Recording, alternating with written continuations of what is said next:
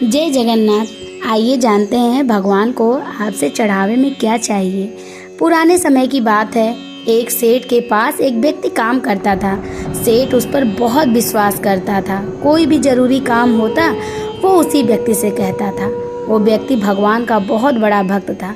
वह सदा भगवान के चिंतन और भजन कीर्तन करता रहता था। एक दिन उसने सेठ से श्री जगन्नाथ धाम यात्रा करने के लिए कुछ दिन की छुट्टी मांगी।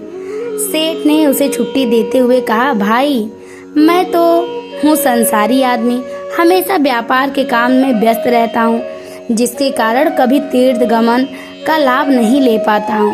तुम जा ही रहे हो तो ये लो 100 रुपये और जगन्नाथ जी को मेरी तरफ से प्रसाद चढ़ा देना। भक्त सेठ से 100 रुपये लेकर श्री जगन्नाथ धाम यात्रा की तरफ निकल गया। कई दिन की पैदल यात्रा करने के बाद वह जगन्नाथपुरी पहुंचा।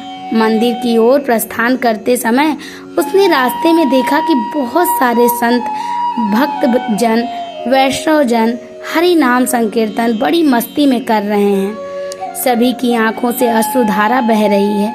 जोर जोर से हरि बोल गूंज रहा है। संकीर्तन में बहुत आनंद आ रहा था।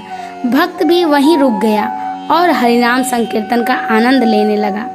फिर उसने देखा कि संकीर्तन करने वाले भक्तजन इतनी देर से संकीर्तन करने के कारण उनके होठ सूखे हुए हैं। वह देखने में कुछ भूखे प्रतीत हो रहे हैं। उसने सोचा, क्यों ना सेठ के 100 रुपये से इन भक्तों को भोजन करा दूं। उसने उन सभी को उन 100 रुपये में भोजन की व्यवस्था करा दी। सबको भोजन कराने से कुल 98 रुपये खर्चा हो गए। इससे अब उसके पास 2 रुपये बचे। उसने सोचा, जाकर जगन्नाथ जी के चरणों में यह चढ़ा दूंगा और जब सेठ पूछेगा तो मैं कह दूंगा पैसा चढ़ा दिया। सेठ यह तो नहीं कहेगा 100 रुपये चढ़ाए। सेठ पूछेगा पैसे चढ़ा दिए, मैं बोल दूंगा पैसे चढ़ा दिए। झूठ भी नहीं होगा और काम भी हो जाएगा। भक्त ने श्री जगन्नाथ जी के दर्शनों के लिए मंदिर में प्रवेश किया। श्री जगन्नाथ जी की छवि को निहारते हुए अपने हृदय को उनको विराजमान कराया। अंत में उसने सेठ के 2 रुपये श्री जगन्नाथ जी के चरणों में चढ़ा दिए और बोला, यह 2 रुपये सेठ ने भेजे हैं। उसी रात सेठ के पास स्वप्न में श्री जगन्नाथ जी आए, आशीर्वाद दिया और बोला, सेठ तुम्हारे 98 रुपये मुझे मिल गए हैं। यह कहकर श्री जगन्नाथ जी अंतर्ध्यान हो गए। सेठ जाग गया, सोचने लगा, मेरा नौकर तो बड़ा ईमानदार है और अचानक उसे क्या जरूरत पड़ गई थी। उसने 2 रुपये भगवान को कम चढ़ाए। उसने 2 रुपये का क्या खा लिया होगा, उसे ऐसी क्या जरूरत पड़ी। ऐसा विचार कर सेठ सोचता रहा। काफी दिन बीतने के बाद भक्त वापस आया और सेठ के पास पहुंचा।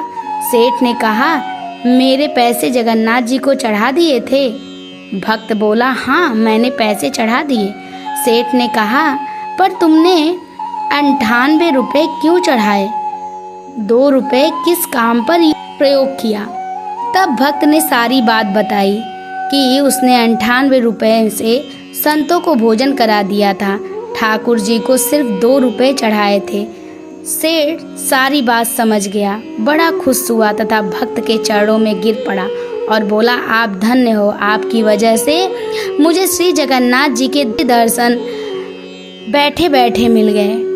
भगवान को आपके धन की कोई आवश्यकता नहीं है। भगवान को वह 98 रुपये स्वीकार हैं जो जीव मात्र की सेवा पर खर्च किए गए, और उस 2 रुपये का कोई महत्व नहीं है जो उनके चरणों में चढ़ाए गए।